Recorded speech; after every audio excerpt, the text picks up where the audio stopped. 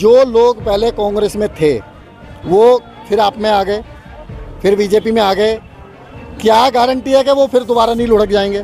कि 3 ऑप्शन है जिसमें नोटा आता है, बराबर। जो कांग्रेस में और आप में चोरी कर रहे थे वो बीजेपी में ईमानदार कैसे हो सकते हैं? मुझे इस बात का जवाब चाहिए। क्या गारंटी है कि स्वाति मालीवाल बीजेपी में या कांग्रेस में नहीं जाएगी? सिर्फ इस बात का जवाब दे दो, नहीं तो मैं नोटा दबाऊंगा, जो मेरा अधिकार है। किसे आप अपना मतदान देना चाहेंगे? देखिए, मैं मतदान उसको दूंगा जो मुझे ईमानदार नजर आएगा, और आज के टाइम में मुझे ईमानदार नजर नहीं आता।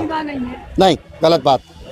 अभी आप कहते हो कि जी आपको कहता हूँ बेईमान है, तो ऐसा नहीं हो सकता ना, ये आपकी बात गलत है। बड़ी बात ये है, मैं ये कहना चाहूँगा कि 3 ऑप्शन है जिसमें नोटा आता है, बराबर।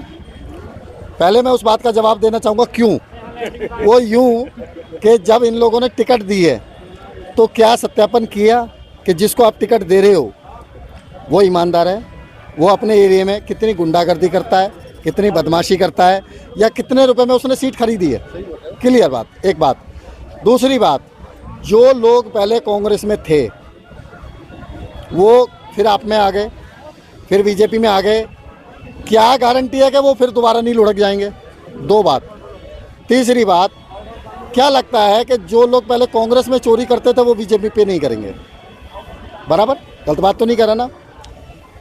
जो आप टिकट दे रहे हो, बांट रहे हो, अच्छी बात है कि जो जीतेगा उसे ही दी जाएगी, मानते हैं, इस बात को हम मानते हैं।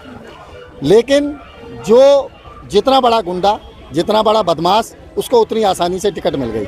ये कड़वी सच्चाई है, इसको आप नोट करो, ये कड़वी सच्चाई है। और सबसे बड़ी बात है कि ईमानदारी को टिकट नहीं मिल रहा। जो लोग कांग्रेस में चोरी कर रहे थे वो बीजेपी में आए, कांग्रेस वालों को छापे पड़े, क्या लगता है वो चोरी नहीं करेंगे?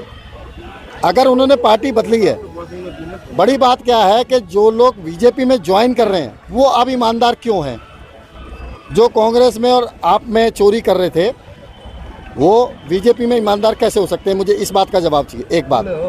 दूसरी बात, स्वाति मालीवाल के बारे में आपने पूछा, आपने मुझसे नहीं पूछा, अगर पूछते तो मैं इसका जवाब देना चाहूँगा। बताइए आप स्वाति मालीवाल जी। स्वाति मालीवाल जी एक महिला हैं आपकी तरह, बहन बेटी भी हैं और सबकी इज्जत है, वो हमारी भी इज्जत है। कहा तो नेता है यार। लेकिन वो इसके साथ साथ एक राजनेता भी हैं, हमें इस बात को भूलना नहीं है, ठीक है।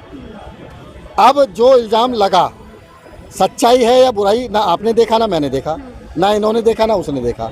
ये एक बंद कमरे में हुआ, जो भी हुआ है।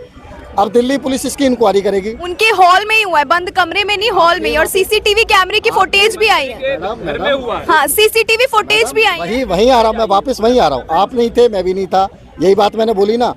अब यहाँ पे दारोमदार है सारा दिल्ली पुलिस के ऊपर। दिल्ली पुलिस ने देनी है रिपोर्ट, अच्छी भी हो सकती है, बुरी भी हो सकती है, बराबर। अब सबसे बड़ी बात यह है कि हमें रिपोर्ट का इंतजार करना चाहिए। क्या गारंटी है कि स्वाति मालीवाल बीजेपी में या कांग्रेस में नहीं जाएगी? सिर्फ इस बात का जवाब दे दो, तो एक बात।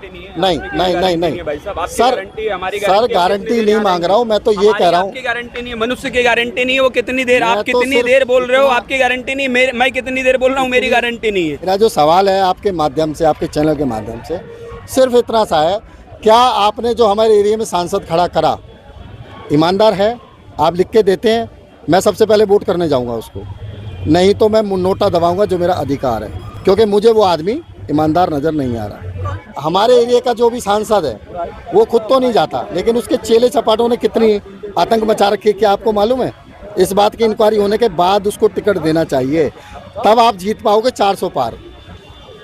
और सबसे बड़ी बात कि जब पार्टी बदलने वाले कांग्रेस से आप में आ सकते हैं, आपसे बीजेपी में जा सकते हैं, क्या बीजेपी से कांग्रेस में नहीं जा सकते? हम अपने नोटा को दबाएं और हमें कोई पसंद नहीं है, चाहे 400 हो या 40 हो।